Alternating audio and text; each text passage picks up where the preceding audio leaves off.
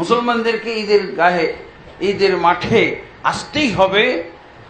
আর রাসূলুল্লাহ সাল্লাল্লাহু আলাইহি ওয়াসাল্লাম তো ঈদের দিন আর জুমার দিন একত্র হয়ে গেলে জুমায় নাই, জুমা নাই, জোহর নাই, এই সকালবেলা ঈদ পড়ে চলে গেলাম, আর জোহরের টাইমে আসতে হবে না, আর জুমাও পড়তে হবে না। তবে ইমাম যিনি থাকবেন উনি জুমার সালাত কায়েম করবেন।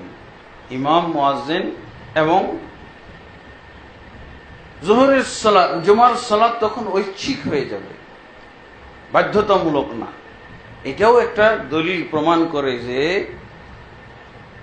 ঈদের সালাত হলো ওয়াজিব, আর সর্বনিম্ন বলা হয়েছে সুন্নাহ মুআক্কাদা। সুপ্রিয় শ্রোতা মণ্ডলী, আজকে আমরা আপনাদের সামনে অত্যন্ত গুরুত্বপূর্ণ একটি বিষয় সম্পর্কে আলোচনা করব। সেটি হচ্ছে একই দিনে যদি ঈদের নামাজ এবং জুমার নামাজ একত্রিত হয়ে যায়, সেক্ষেত্রে আমরা যে কোনো একটা পড়লেই কি চলবে নাকি উভয়টা পড়তে হবে? তা আমি মনে করি আমরা অত্যন্ত সৌভাগ্যবান, বিশেষ করে এই উপমহাদেশের মানুষ, এশিয়া উপমহাদেশের, যে আমরা একই দিনে দুটা ঈদ আমরা পাচ্ছি। আগামী দিন জুমাও হবে এবং ঈদের নামাজও আমরা পড়ব।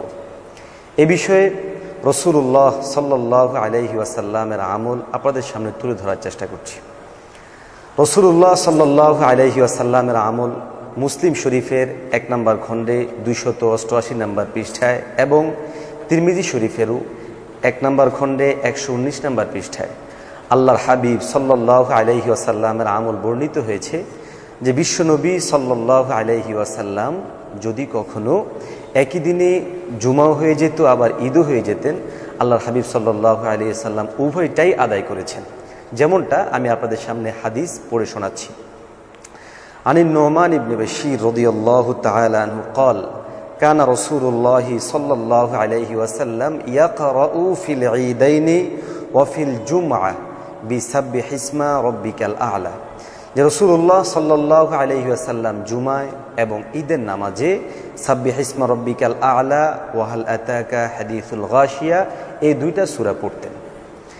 ক্বালা ওয়া ইযা ইজতামাআ আল ঈদু ওয়াল জুমআতু ফি ইয়াউমিন ওয়াহিদিন, আর যদি একই দিনে ঈদ এবং জুমা একত্রিত হয়ে যেত, ইয়াকরাউ বিহিমা আইযান ফি সালাতাইনি, রাসূলুল্লাহ সাল্লাল্লাহু আলাইহি ওয়াসাল্লাম উভয় নামাজে অর্থাৎ ঈদের নামাজেও এবং জুমার নামাজেও ওই উভয় সূরা দিয়েই পড়তেন। অনুরূপভাবে সুনানে আবু দাউদেও বর্ণনাটি এসেছে। दा फरमाई है। नंबर 2 मुसन्नफ अब्दुल रज़ाक के अंदर रवायत मौजूद है अली रज़ी अल्लाह ताला अन्हु से अन्ना अलीयन कान इज़ा इज्तमआ फी यौम वाहिद सल्ला फी अव्वल नहार ईद व सल्ला फी आखिर नहार जुमा। हज़रत अली रज़ी अल्लाह ताला अन्हु के दौर में ईद और जुमा एक दिन इकट्ठे हो जाते तो आप दिन के शुरू में ईद की नमाज अदा फरमाते और दिन के दूसरे हिस्से में जुमे की नमाज अदा फरमाते। हज़रत अली रज़ी अल्लाह ताला अन्हु खुलफ़ाए राशिदीन में से चौथे नंबर के आखिरी खलीफा राशिद हैं और नबी करीम सल्लल्लाहु अलैहि वसल्लम का इरशाद मुबारक है अलैकुम बिसुन्नती व सुन्नतिल खुलफ़ाए राशिदीन अल महदीयीन, कि मेरी सुन्नत का भी इत्तिबा करो और खुलफ़ाए राशिदीन की सुन्नत का भी इत्तिबा करो। तो गोया नबी करीम सल्लल्लाहु अलैहि वसल्लम के मुबारक अमल और खलीफा राशिद अली रज़ी अल्लाह ताला अन्हु के मुबारक अमल से ये बात साबित है कि ईद और जुमा दोनों एक दिन आ जाएं तो ईद की नमाज भी अदा करनी है और जुमे की नमाज भी अदा करनी है। বর্ণনাটি এসেছে। তো সুপ্রিয় শ্রোতা, আমরা হাদিসের আলোকে বুঝতে পারলাম যে যদি কখনো জুমার দিনেই আমাদের ঈদ হয়ে যায়, সেক্ষেত্রে যেন আমরা এই কথা মনে না করি যে জুমা পড়া লাগবে না। হাদিসের মধ্যে আমরা পরিষ্কার আমল পাওয়ার পাশাপাশি একটা যুক্তিও এখানে আমরা সহজ উত্থাপন করতে পারি। একটু লক্ষ্য করুন, ঈদের নামাজ হচ্ছে ওয়াজিব, জুমার নামাজ হচ্ছে ফরজ। এখন আপনাদের কাছে আমার প্রশ্ন যে ওয়াজিব এটাকে বাদ দেওয়া যৌক্তিক নাকি ফরজটাকে বাদ দেওয়া যৌক্তিক? এটা হতে পারত যে যেহেতু জুমার দিনে ঈদের নামাজ চলে আসছে, এই জন্য আমরা হয়তো আজ ঈদের নামাজ পড়বো না, শুধু জুমা পড়বো, কেননা জুমা তো হচ্ছে ফরজ।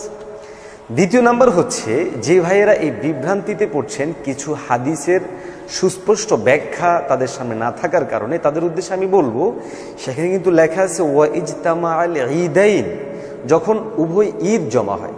তাহলে এই ঈদ উল ফিতর, ঈদ উল আজহা, এগুলো তো ঈদ এমনিতে নামকরণ করা হয়েছে ঈদ, কিন্তু জুমাবারকে ঈদ বলে আখ্যায়িত করার পিছনে কারণই হচ্ছে জুমার নামাজ। এখন যদি আমরা জুমার নামাজটাকে বাদ দিয়ে দিই তাহলে দুই ঈদ কিভাবে জমা হবে আমরা এটা বলতে পারি। সুতরাং সুস্পষ্ট হাদিস পাওয়ার পর, নবীজির সুস্পষ্ট আমল থাকার পর, হাদিস বিষয়ে সুস্পষ্ট ধারণা না থাকার কারণে, অথবা কিছু হাদিস যেগুলো ব্যাখ্যার দাবি রাখে এমন হাদিসকে সামনে এনে আমরা যেন আদৌ এই ধরনের দাবি না করি যে জুমা এবং ঈদ একই দিনে হলে আমরা শুধু ঈদের নামাজ পড়ব, জুমা বাদ দিয়ে দিব। এটা একদিকে হাদিস বিরোধী কথা, আর একদিকে যুক্তি বিরোধী কথা, এবং এটা কখনোই সম্ভব নয়। আমাদেরকে কেউ যেন এমনটা ধোকায় না ফেলে সহি মানার নাম করে নিজেদেরকে অত্যন্ত মডারেট ভাবার দৃষ্টিভঙ্গি করে যেন ধোকায় না ফেলতে পারে। আল্লাহ তাবারক ওয়া তাআলা আমাদের ঈদকে অত্যন্ত আনন্দময় করুক, আমলময় করুক, এবং আমাদের আগামী জীবন সুখময় হোক। আল্লাহ তাবারক ওয়া তাআলার কাছে সেই দোয়া করেই এখানে শেষ করছি। ওয়া আখিরু দাওয়ানা আনিল হামদুলিল্লাহি রাব্বিল আলামিন।